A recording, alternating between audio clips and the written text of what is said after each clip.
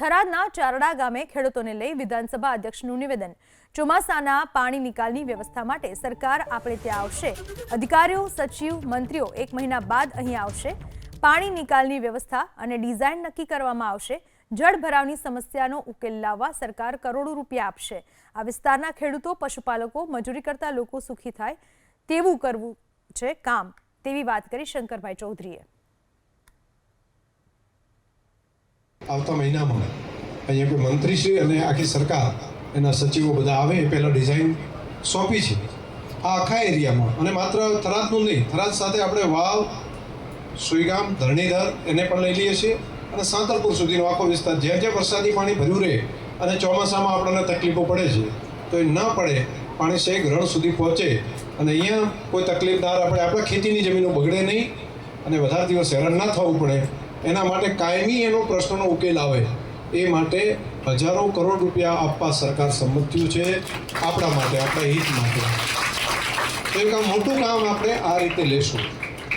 જે ગામોમાં પાણી નથી, નહેરથી પેલી બાજુનો વિસ્તાર છે, એમાં પણ આવતો ચોમાસું આવે એ પહેલાં આખા વિસ્તારની અંદર દરેક ગામમાં નર્મદાના પાણીથી તળાવ ભરવાનું ચાલુ થઈ જશે। એટલે 1 વર્ષના સમયગાળામાં આ કામ પણ તૈયાર થાય। એટલે જે આપણા વગરનો જે વિસ્તાર હતો ને એમાં પણ બહુ તકલીફ હતી।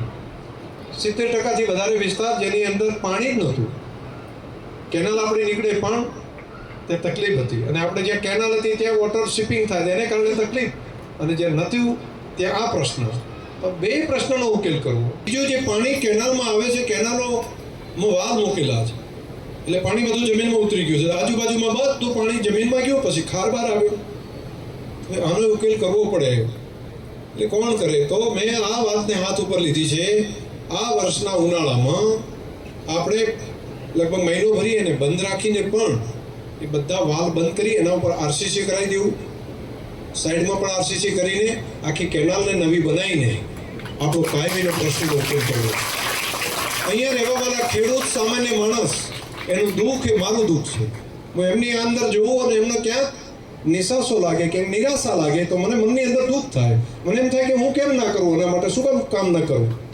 અને કઈ રસ્તો ના હોય તો પણ સરકારમાં કહીને રસ્તા કઢાઈને અધિકારીઓ, એન્જિનિયરોને કહીને પણ આપણું થરાદ સુખી થાય। આપણા થરાદનો નાનામાં નાનો માણસ, એ ખેડૂત હોય, પશુપાલક હોય, મજૂરી કરતો માણસ હોય, કારીગર વર્ગ હોય, કોઈ પણ જ્ઞાતિ સમાજનો માણસ હોય, આપણા થરાદવાસીઓ દરેક સુખી થાય, દરેકનું ભલું થાય।